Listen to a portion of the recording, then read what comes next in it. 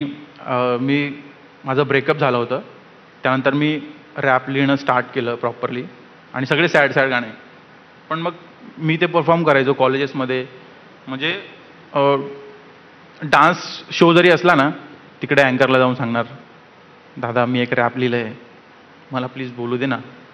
मग बोलू द्यायचे. त्यात स्टेजवर पहिल्यांदा गेलो, माझी सिच्युएशन सर अशी होती, अशी म्हणजे मी पूर्ण कापत होतो. पण तिथं मी ऑडियन्सचे रिॲक्शन बघितले, तुझ्या ह्याला सगळे एकदम पॉझिटिव्ह. म्हटलं मी काहीतरी करू शकतो. करत गेलो. आठवत आहे ते पहिलं रॅप ज्यानं तुला कॉन्फिडन्स दिला, त्यातलं काही शब्द आठवत आहेत?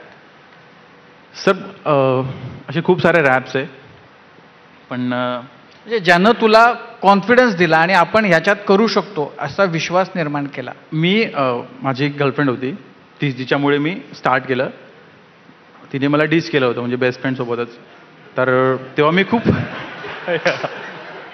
सॉरी गाईज, असतात एक तर तिला हनी सिंग खूप आवडायचा. ती म्हणे की अरे हा बघ किती सेक्सी आहे, मी तर याच्यासाठी काय पण करू शकते, असं तसं. मग मी पण फुल असे छोटे छोटे केस करायचो. एकदा तर गेलो कटिंगला, म्हटलं दादा फोटो दाखवला मला, अशी हेअरकट करायची. त्याने फक्त एवढे केस ठेवले, सगळे उडवून टाकले. घरी आलो, पप्पा म्हणे काय मुर्गा कट आणला म्हणे कोंबड्यासारखा. म्हटलं आता करू तर काय, तेवढे केस त्याला पण मी कलर करून टाकले.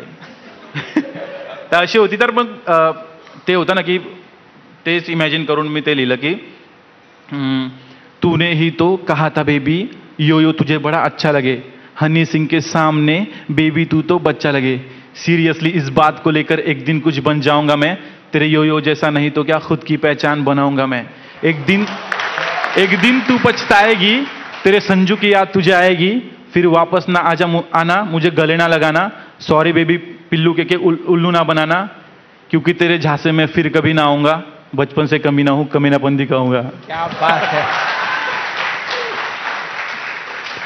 तर सुरुवात अशी केली. नंतर मग असतं ना की मी नाते काय असतात नाही का, नातेवाईक काय असतात.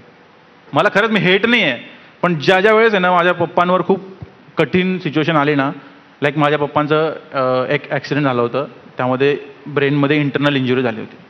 तर अक्षरशः डॉक्टर मला बोलले की गॅरंटी नाही आहे. तर काही नातेवाईक जे होते ना ते धावून आलेत, पण ज्यांच्याकडनं मी एक्सपेक्ट केलं होतं ना की हे आहेत नाही का, म्हणजे पैसा असतो सगळीकडे की थोडेफार हेल्प करतील, ऑपरेशन खूप मोठं आहे, त्यावेळेस कोणीच नाही आले. फोन उचलायचे, अरे आमचं हे काम चालू आहे. अरे माणूस कधी मरून गेला तर तुमचं काम कुठे राहणार, मग तुम्ही काय नातेवाईक आहे. तेव्हापासून मी काही नातेवाईकांच्या घरी जाणंच बंद केलं. गौरव, तुझं म्हणजे जेव्हा तू परत भेटलास, याच्या आयुष्यामध्ये आलास, त्यावेळी तू काय करत होतास? तुझा प्रवास कसा झाला होता? तुझ्या आयुष्यामध्ये कोणी चावल पाणी फेकणारी वगैरे आली होती का? नाही, माझे आजोबा जे होते ते DYSP होते. तर लहानपणापासून मी एकदम स्ट्रिक्ट वातावरणमध्ये होतो. मला म्हणजे 7 वाजेच्या आतच घरातच पाहिजे, तू बाहेर नको. तर मला त्यांच्याकडून एक शिस्त लागली होती की सगळे ते मला चांगलं शिकवायचे. तर मला मला असं नव्हतं की मी म्युझिशियन बनणार आहे कधी. मला असं होतं की मी इंजिनियर बनेल, ते कोणती पण फील्ड असो. आणि शाळेत तर मला यायचं नाही, पण आजोबांचं नाव होतं म्हणून ते काही बोलायचे नाही. पण शिक्षकांना पण माहिती होतं की हे वायबार आहे, गेलेलं केस आहे. मग ते काही नाही बोलायचे.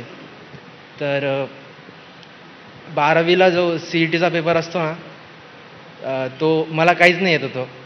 तर मी ते असं दिलेलं डायरेक्ट AAACBC ABCD असं काही पण. आणि ते देऊनच मला 70% भेटून गेले. का लागला सर?